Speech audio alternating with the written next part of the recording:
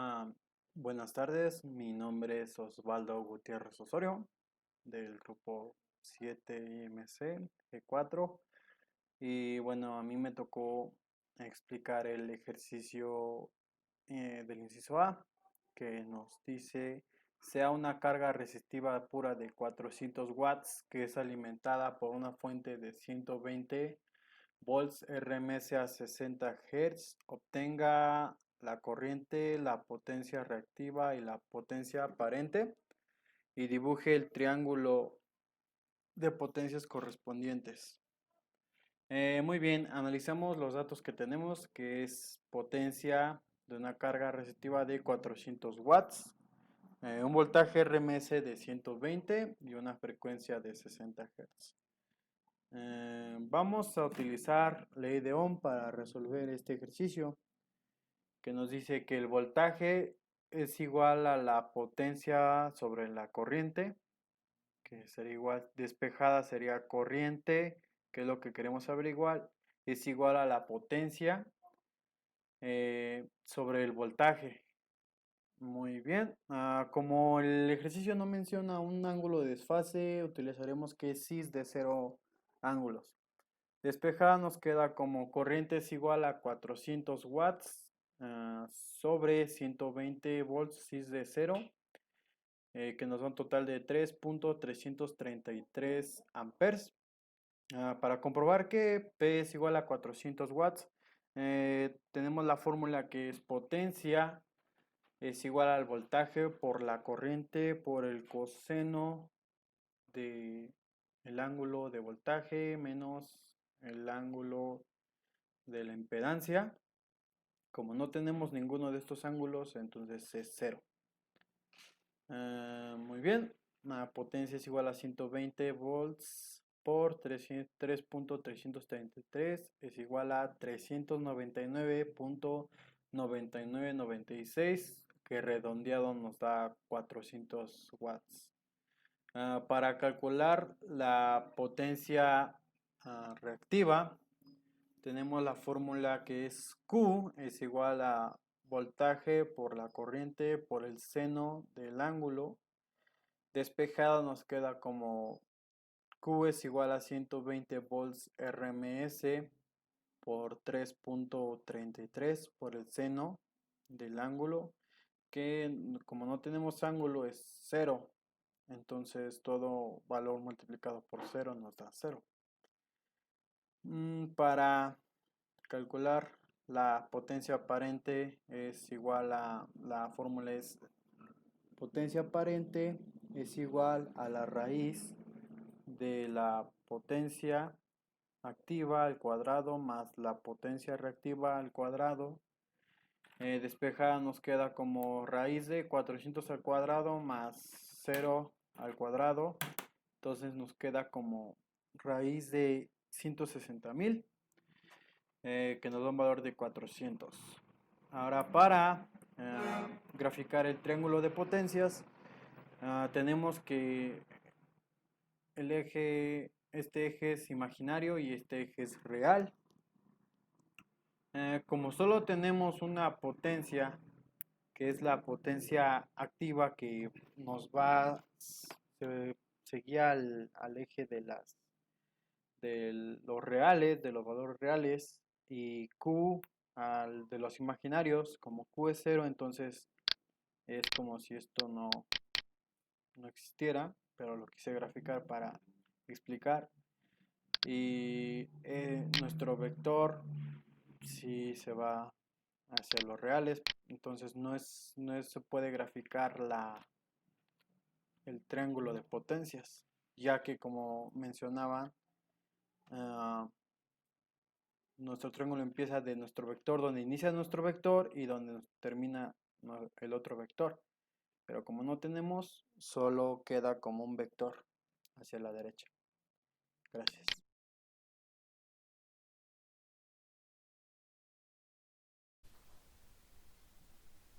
Mi nombre es Edgar Yair y voy a explicar acerca del tema de corrección del factor de potencia.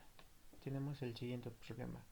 Cuando se conecta a una línea de potencia de 220 volts RMS a 60 Hz, una carga que absorbe 16 kilowatts con factor de potencia trazado de 0.8. Obtenga el valor de la capacitancia necesaria para mejorar el factor de potencia a 0.96. Realizamos nuestro diagrama que tenemos una tensión de 220 volts RMS y una frecuencia de 60 Hz, así como una carga de 16.000 watts y un factor de potencia de 0.8 atrasado.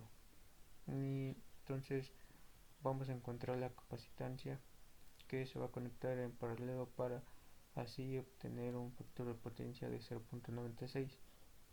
Esto se realizará mediante 4 pasos. En el primer paso necesitamos una potencia activa, potencia reactiva, factor de potencia.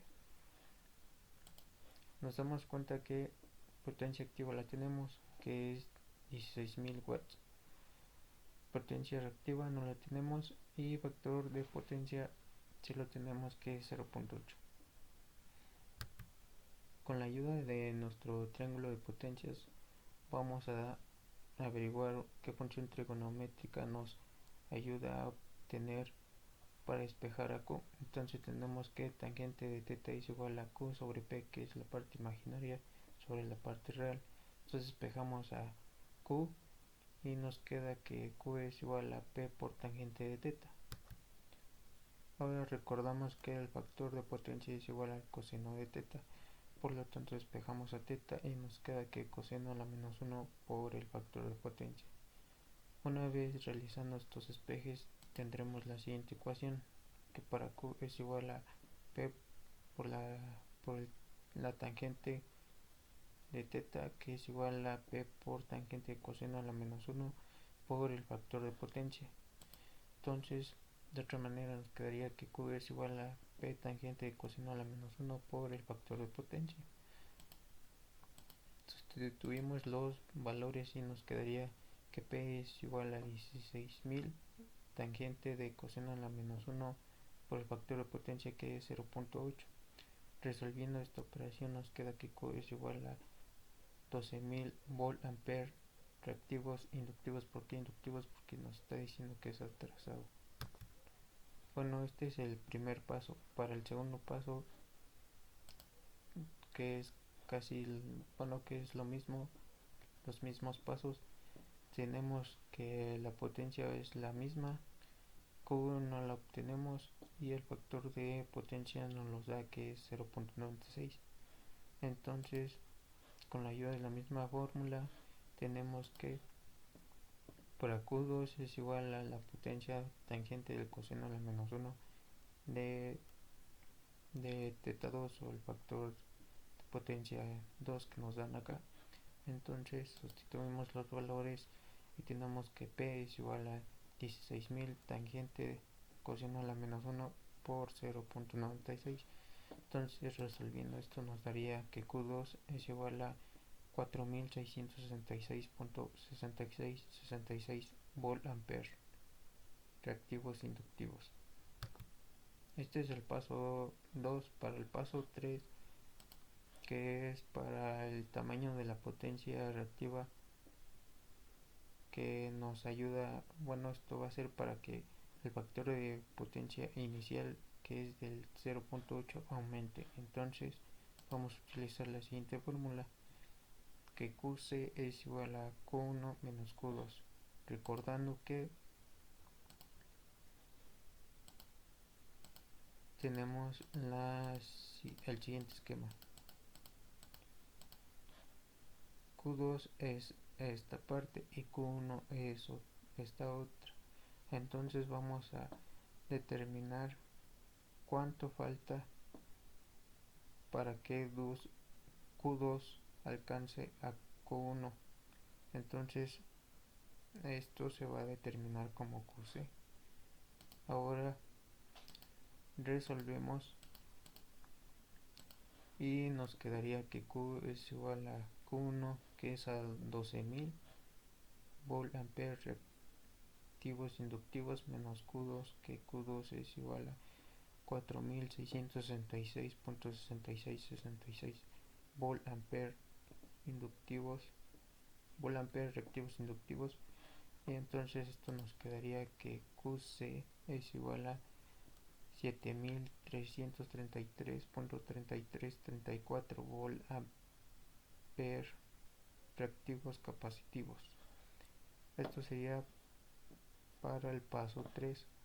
Ahora para el paso 4 vamos a utilizar una fórmula para encontrar el valor de la capacitancia, donde tenemos que C es igual a QC, que es esta parte que resolvimos sobre la velocidad angular por el voltaje que nos están brindando al cuadrado. Recordaremos que la velocidad angular es igual a 2pi por la frecuencia. Entonces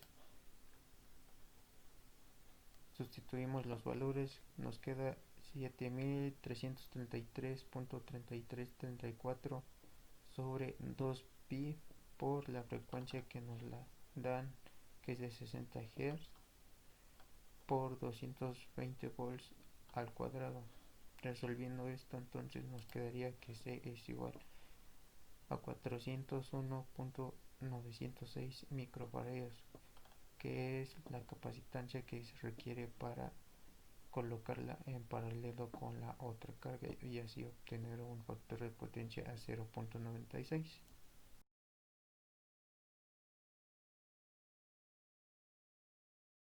El ejercicio se nos dice: calcule la capacitancia que se necesita para corregir el factor de potencia a 0.96 si se alimenta a la carga con 440 volts RMS a una frecuencia de 60 Hz y una impedancia ZL que sería igual a 40 cis de 44 grados ohmios.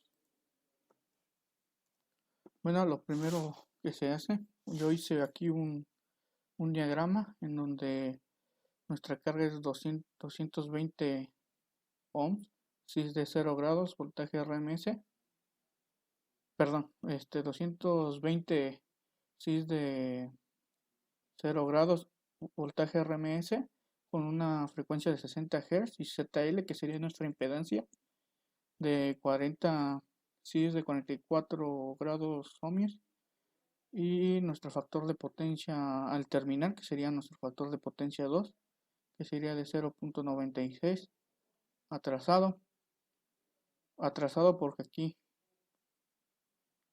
y después nos pide calcular la capacitancia, ¿no? Lo primero que tenemos que hacer es ver cuál es lo que nos falta. No tenemos P, tenemos teta 1, no tenemos teta 2, tenemos voltaje VC y tenemos omega. Bueno, primero lo que se hace es tenemos que saber la corriente IC.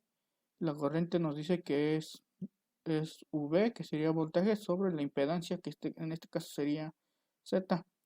Esto va a ser igual a 226 de 0 grados volts, que es lo de acá, voltaje RMS, entre la impedancia, que es 40 6 de 44 grados ohmios, que es lo de acá. Una vez calculando esto, nos da 5.5 6 de menos 44 grados amperes. Y aquí lo ponemos. Después de esto, ya que tenemos aquí, calculamos el factor de potencia inicial, que lo sacaríamos con esta fórmula, que es coseno de teta V menos coseno de I, que sería coseno del voltaje menos el coseno de la corriente, que el coseno de voltaje 0 menos menos el teta I, que sería menos el 44. Entonces nos quedaría coseno de 0 grados menos, pues ponemos paréntesis, menos 44 grados es igual a 0.71. Entonces nuestro factor de potencia inicial es igual a 0.71. Una vez hecho esto, sacamos teta 2, que teta 2 es igual a coseno de menos 1 por nuestro factor de potencia final o factor de potencia 2, que es 0.96, y teta 2 nos daría 16.26024. Una vez hecho esto, ahora sí ya podemos sacar nuestra potencia activa con la siguiente fórmula, que nos dice que voltaje, que potencia activa es igual a voltaje corriente por factor de potencia, que en este caso sería nuestro factor de potencia, este, nuestro factor de potencia 2 o factor de potencia final, que esto sería igual a 220 volts por 5.5, que es amperes, que sería nuestra corriente, por 0.71. La potencia activa entonces nos daría 859.1 watts. Una vez ya teniendo todos estos, podemos sacar nuestra capacitancia que nos pide, que sería QC entre omega por WC al cuadrado. Esto lo podemos sustituir o lo podemos hacer de la siguiente forma. La potencia activa por la tangente del teta 1 menos la tangente del teta 2 entre omega, este es omega, por que sería Vc al cuadrado, que sería el voltaje. Entonces nos quedaría de la siguiente forma: 859.1 por la tangente de 44 grados menos la tangente de 16.26024 entre el, el omega lo podemos sustituir por 2 por pi por 60 Hz, que es lo que nos da acá nuestro circuito. Todo esto por voltaje al cuadrado, que sería 220. Haciendo, haciendo las operaciones de arriba, nos quedaría 579.052 40 y 46. Y esto lo vamos a dividir entre 2 por pi por 60. Todo esto por 220 al cuadrado. Y nuestra capacitancia nos daría de 31.735079 microfaradios. Esto es entonces lo que necesitaríamos para corregir nuestro factor de potencia.